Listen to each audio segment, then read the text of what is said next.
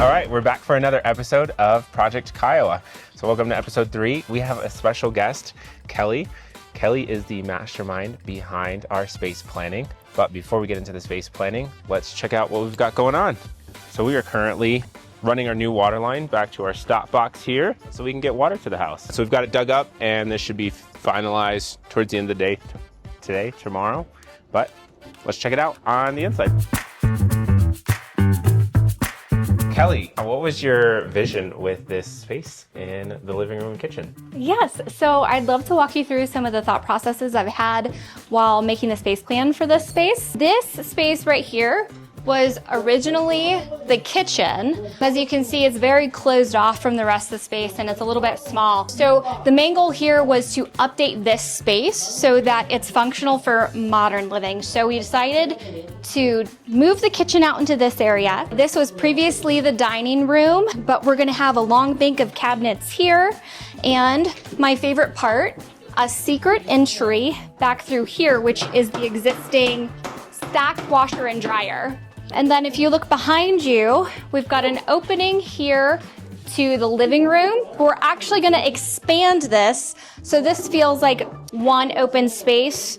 Kitchen island here, so we've got good connectivity. What we're gonna do with this space, and this is the best part for updating it for how people live today, is we're actually going to move this door. We're actually gonna walk in here, and you've got your groceries in hand. We'll have a pantry here, and then we'll have built-in hooks and a bench so you can take your coat off. And here we're actually gonna put a powder room. This is very crucial for the functionality of this space because previously the only access to a bathroom on this level was through the bedroom, which we'll go through in a moment. And so that just doesn't function well, especially when you want to create a true primary suite. So we're going to add that in right here. Right now we're standing in the living room and this is the entry to what's going to be the primary suite. You can see over here that this was the original bathroom and it's quite small. It's tucked underneath the staircase. It's not very functional. So we're going to be expanding that out here. That way we have an enlarged shower and room for a double vanity. So this really feels like a primary suite on the main level. I think there's a lot of pieces that are great to touch on upstairs. I think we had a lot of complications of figuring out what actually we're gonna do with the bathroom. So I think it's a great idea if we go upstairs and check it out. So this is the only bathroom up here on the second level. And as you can see, we've got some big limitations with this vault. And originally there was a bathtub here, but no shower.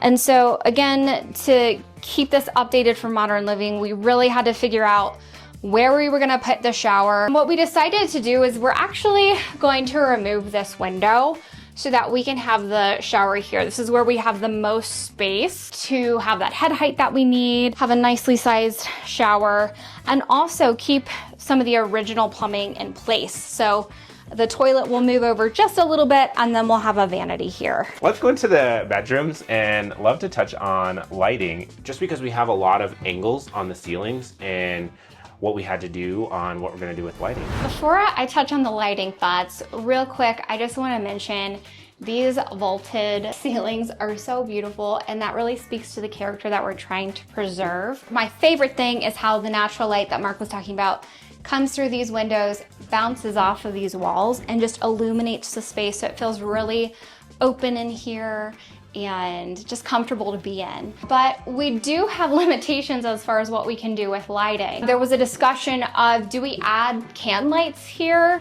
Ultimately, the answer was no. We were really worried about glare, for instance, thinking maybe a bed here. If you've got can lights here, they're just gonna be shining in your face. So at that point, they aren't very functional. So we're gonna do a lower fixture here. We could do a can or something like that. There is an opportunity. We've got some flat ceiling here.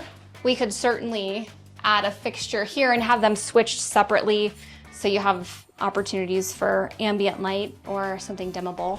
Well, thank you for coming out today, Kelly. I Yeah. appreciate you being a part of this. Absolutely, thank you for having me, and I'm so happy to be a part of this project. This house was in pretty bad shape when you obtained it. I love that we're actually saving this house and helping build back the community. Yeah, I think the goal is we're talking about a 130-year-old house. I mean, this was built in 1893. I think the idea is to really preserve a home like anybody else could come in and just scrape the house, build something super modern, which can be cool, but preserving a 130-year-old house could even be cooler. Yeah, especially because if you look at the other houses around here, they're all that Victorian style. We're not changing the aesthetic on the outside of the home. We're making some repairs, but making the inside more modern, keeping the charm as we can, and really making this a diamond in the rough in the community, right? Yeah, I'm a big believer in making sure somebody has a complete home and they're not having to move into something that they're gonna have to put more repairs into. So thanks for watching, and tune in to the next episode where we finish up framing and we start looking at some utility repairs and even at the drywall stage.